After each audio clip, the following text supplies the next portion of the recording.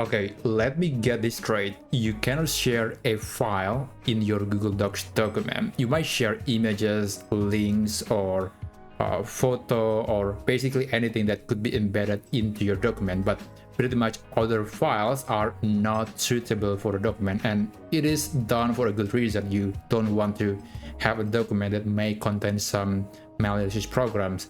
But in case you want to share something, you want to share a file in your document, then the only possible way to do that is by sharing that download link to the file. So here I have a video that certainly cannot be embedded into Google Docs because it is not a supported format, but at the very least I could just click on this video, and then I'm going to get the link for that video, and after that I'm going to just select a text for hyperlink, and let's paste that link and click apply.